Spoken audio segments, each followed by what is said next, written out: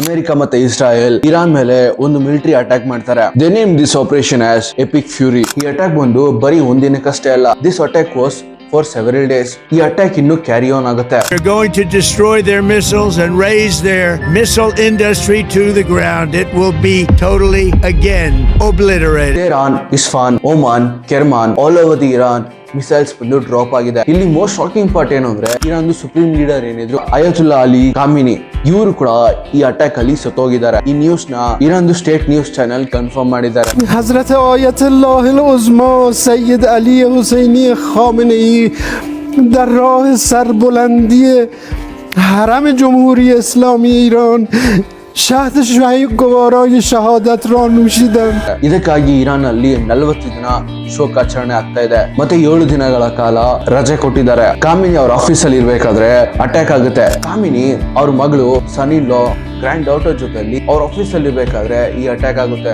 ಎಲ್ಲ ಕೂಡ ಸತ್ತೋಗ್ತಾರೆ. ಅಂಡ್ ಒಂದು ಕೌನ್ಸಿಲ್ ಮೀಟಿಂಗ್ ಅಲ್ಲಿ ಟಾಪ್ ಮಿಲಿಟರಿ ಕಮಾಂಡರ್ಸ್ ಕೂಡ ಸತ್ತೋಗ್ತಾರೆ. ಈ ಸಿಚುವೇಶನ್ ಅಲ್ಲಿ Donald Trump says that the people that make all the decisions most of them are gone. ಇದು ರಿಯಾಕ್ಷನ್ ಬಂದು ಟೆಹರಾನ್ ರೋಡ್ಸ್ ಮೇಲೆ ಕಾಣಿಸುತ್ತೆ. ಬಿಕಾಸ್ ಟೆಹರಾನ್ ಪಬ್ಲಿಕ್ ಏನಿದ್ರು ದೇ ವೇರ್ ಡಿವೈಡೆಡ್. ಒಂದ್ ಕಡೆ ಇದನ್ನ ಸೆಲೆಬ್ರೇಟ್ ಮಾಡ್ತಾ ಇದ್ರು, ಇನ್ನೊಂದ್ ಕಡೆ ಜನಗಳು ಅಳ್ತಾ ಇದ್ರು. ಇದಾದ್ಮೇಲೆ ಇರಾನ್ ಬಂದು ಇಸ್ರಾಯೇಲ್ ಮಾತ್ರ ಅಟ್ಯಾಕ್ ಮಾಡಿಲ್ಲ. UAE, ಕ್ಯುರಾಟ್, ಬಹರೇನ್, ಕ್ಯುವೇಟ್ ಈ ಎಲ್ಲಾ ಜಾಗಗಳ ಮೇಲೂ ಇರಾನ್ ಅಟ್ಯಾಕ್ ಮಾಡ್ತಾರೆ. ದುಬೈಲಿ ಒಂದು ಎಕ್ಸ್ಪ್ಲೋಷನ್ ಆಗುತ್ತೆ.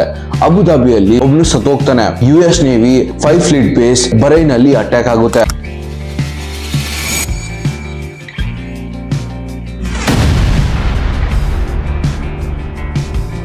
ಇರಾನ್ದು ಒಂದು IRGC ಆರ್ಮ್ಡ್ ಫೋರ್ಸ್ ಇತ್ತು. ಅವರು ಕ್ಲೇಮ್ ಮಾಡ್ತಾರೆ ದಟ್ ನಾವು 27 ಮಿಲಿಟರಿ ಬೇಸಸ್ ಮೇಲೆ ಅಟ್ಯಾಕ್ ಮಾಡ್ತೀವಿ. ಈ ಆಪರೇಷನ್ ಗೆ ಅವರೊಂದು ಹೆಸರಿರ್ತಾರೆ ಆಪರೇಷನ್ ಟ್ರೂ ಪ್ರಾಮಿಸ್ 4. ಅವರು ಬರೀ ಮಿಲಿಟರಿ ಬೇಸ್ ಮೇಲೆ ಅಟ್ಯಾಕ್ ಮಾಡಿಲ್ಲ, ಅವರು ಸಿವಿಲಿಯನ್ ಏರಿಯಾಸ್ ಮೇಲೆ ಕೂಡ ಅಟ್ಯಾಕ್ ಮಾಡ್ತಾರೆ. We have evidence of Dubai, Kuwait, Bahrain 5 star hotels ಇಂದ ಇಂಟರ್ನ್ಯಾಷನಲ್ ಏರ್ಪೋರ್ಟ್ಸ್ ಎಲ್ಲ ಕಡೆ ಅಟ್ಯಾಕ್ ಆಗುತ್ತೆ. ಈ ಗಲ್ಫ್ ಕಂಟ್ರೀಸ್ ಅಲ್ಲಿ ಕೂಡ ನಮ್ಮ ಇಂಡಿಯನ್ಸ್ ಇದ್ದಾರೆ. There are so many people who study here and work here. Indian embassy ಒಂದು ಅಡ್ವೈಸರಿನ ಇಶ್ಯೂ ಮಾಡಿದ್ದಾರೆ. ಇಂಡಿಯನ್ಸ್ ಒಂದು ತುಂಬಾ ಕಾನ್ಶಿಯಸ್ ಆಗಿರ್ಬೇಕು. ಯಾಕಂದ್ರೆ ಇಸ್ರಾಯೇಲ್ ಅಲ್ಲಿ ಇಂಡಿಯನ್ಸ್ ಒಂದು 18,000ಗಿಂತ ಹೆಚ್ಚು ಜನ ಇದ್ದಾರೆ. ಸಾಕಷ್ಟು ಏರ್ ಸ್ಪೇಸ್ ಗಳು ಆಲ್ರೆಡಿ ಬಂದಾಗಿದೆ. ಸಾಕಷ್ಟು ಫ್ಲೈಟ್ಸ್ ಬಂದು ಕ್ಯಾನ್ಸಲ್ ಆಗಿದೆ. ಈ ಸ್ಟ್ರೈಕ್ಸ್ ಏನಾದ್ರು ಫುಲ್ ಫ್ಲೆಜ್ಡ್ ವಾರ್ ಆಗಿ ಕನ್ವರ್ಟ್ ಆದ್ರೆ ನಮ್ಮ ಇಂಡಿಯಾಗೆ ಆಯಿಲ್ ಮೇಲೆ ತುಂಬಾ ಇಂಪ್ಯಾಕ್ಟ್ ಬೀಳುತ್ತೆ. ಯಾಕಂದ್ರೆ ನಮ್ಮ ಇಂಡಿಯಾಗೆ ಆಯಿಲ್ ಬಂದು ಇರಾನ್ ಇಂದ ಬರೋದು ಥ್ರೂ ಸ್ಟ್ರೈಟ್ಸ್ ಆಫ್ ಹೊರ್ಮಾಸ್. ಡೈಲಿ ನಮ್ಮ ಇಂಡಿಯಾ ಒಂದು 26 ಲಕ್ಷ ಬ್ಯಾರೆಲ್ಸ್ ಆಯಿಲ್ ನ ಇಂಪೋರ್ಟ್ ಮಾಡ್ಕೊಂತಾರೆ. ಇರಾನ್ ಏನಾದ್ರು ಆಯಿಲ್ ಸಪ್ಲೈನ ಸ್ಟಾಪ್ ಮಾಡಿದ್ರೆ ಇಂಡಿಯಾಲ್ ಕೂಡ ಆಯಿಲ್ ಸಪ್ಲೈ ಸ್ಟಾಪ್ ಆಗ್ಬಿಡುತ್ತೆ. ಆಲ್ರೆಡಿ ಇರಾನ್ ಫೋರ್ಸಸ್ ಅನೌನ್ಸ್ ಮಾಡಿದ್ದಾರೆ ಸ್ಟ್ರೈಟ್ಸ್ ನ ಕ್ಲೋಸ್ ಮಾಡ್ತೀವಿ ಅಂತ. ಎಕ್ಸ್ಪರ್ಟ್ಸ್ ಇದನ್ನ ಇಂಡಿಯಾಸ್ ನೈಟ್ ಮೇರ್ ಸಿನಾರಿಯೋ ಅಂತ ಕರೀತಾ ಇದ್ದಾರೆ. ಇದು ಡೈರೆಕ್ಟ್ಲಿ ಆಯಿಲ್ ಮತ್ತೆ ಡೀಸೆಲ್ ಪ್ರೈಸಸ್ ಮೇಲೆ ಅಫೆಕ್ಟ್ ಮಾಡುತ್ತೆ. ಶಿಪ್ಪಿಂಗ್ ಕಾಸ್ಟ್ ಇನ್ಕ್ರೀಸ್ ಆಗುತ್ತೆ, ಇನ್ಫ್ಲೇಷನ್ ಜಾಸ್ತಿ ಆಗುತ್ತೆ. ಮೋದಿ 12 ದಿನ ಹಿಂದೆ ಇಸ್ರಾಯೇಲ್ ಇಂದ ವಾಪಸ್ ಬರ್ತಾರೆ. 26 ಫೆಬ್ರವರಿ ಇಸ್ರಾಯೇಲ್ ಅಲ್ಲಿ ಡಿನ್ನರ್ ಮಾಡಿ ಪಾರ್ಲಿಮೆಂಟ್ ಅಲ್ಲಿ ಸ್ಪೀಚ್ ಕೊಟ್ಟು ನೇತನ್ನ ಮೀಟ್ ಮಾಡಿ ವಾಪಸ್ ಬರ್ತಾರೆ.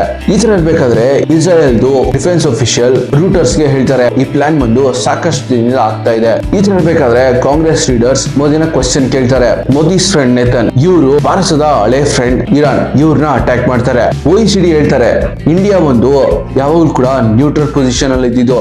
ಆದ್ರೆ ಈ ಸತಿ ಅಟ್ಯಾಕ್ ಇಂದ ಸ್ವಲ್ಪ ದಿನ ಮುಂಚೆ ಇಸ್ರಾಯೇಲ್ ನ ವಿಸಿಟ್ ಮಾಡಿ ವಾಪಸ್ ಬರೋದು it delivers a wrong message. ಇಲ್ಲಿ ಮೋಸ್ಟ್ ಹಾರ್ಟ್ ಬ್ರೇಕಿಂಗ್ ಥಿಂಗ್ ಏನು ಅಂದ್ರೆ ಇರಾನ್ ಅಲ್ಲಿ ಒಂದು ಸ್ಕೂಲ್ ಮೇಲೆ ಕೂಡ ಅಟ್ಯಾಕ್ ಆಗಿದೆ. ಮೀನಾಬ್ ಅನ್ನೋ ಸಿಟಿಯಲ್ಲಿ ಗರ್ಲ್ಸ್ ಪ್ರೈಮರಿ ಸ್ಕೂಲ್ ಮೇಲೆ ಅಟ್ಯಾಕ್ ಆಗಿದೆ. ಆಲ್ಮೋಸ್ಟ್ 100 ಜನ ಮಕ್ಕಳು ಸತ್ತೋಗಿದ್ದಾರೆ. ಇದು ಬೆಳಗಿನ ಜಾವ ಆಗಿದ್ದು, ಯಾವಾಗ ಸ್ಕೂಲ್ ಫುಲ್ ಆಗಿತ್ತು ಆಗ.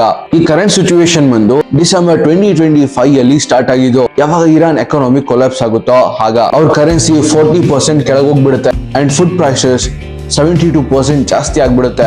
ಇಡೀ ಹಿಸ್ಟ್ರಿಯಲ್ಲಿ one of the biggest protest ಬಂದು ಇರಾನ್ ಅಲ್ಲಿ ಸ್ಟಾರ್ಟ್ ಆಗುತ್ತೆ. ಹೀಗಿರ್ಬೇಕಾದ್ರೆ ಇರಾನ್ ಬಂದು ತನ್ನ ಸ್ವಂತ ಸಿಟಿಸನ್ಸ್ ನ ಫೈರ್ ಮಾಡುತ್ತೆ, ಮೀನ್ಸ್ ಅಟ್ಯಾಕ್ ಮಾಡ್ತಾರೆ. ಈ ಅಟ್ಯಾಕ್ ಅಲ್ಲಿ 30,000 ಜನ ಸತ್ತೋಗ್ತಾರೆ. ಈ ತರ ಸಿಚುವೇಶನ್ ಅಲ್ಲಿ ಟ್ರಂಪ್ ಹೇಳ್ತಾರೆ help is on the way.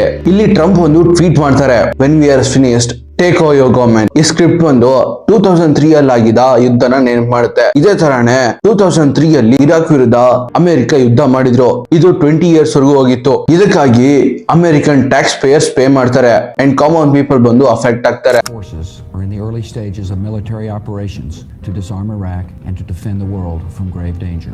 2003 ಅಲ್ಲಿ ಮಿಡಲ್ ಈಸ್ಟ್ ಅಲ್ಲಿ ಇರಾಕ್ದು ವಾರ್ ಆದ್ಮೇಲೆ ಫೆಬ್ರವರಿ ಅಷ್ಟೊತ್ತಿಗೆ ಎಲ್ಲಾನು ಸರಿ ಹೋಗುತ್ತೆ ಅನ್ಕೊಂಡಿರ್ತಾರೆ. ಒಮ್ಮೊಂದು ಫೈನಾನ್ಷಿಯಲ್ ಮಿನಿಸ್ಟರ್ ಈ says that the peace between America and Iran was within reach. Peace deal is within our reach.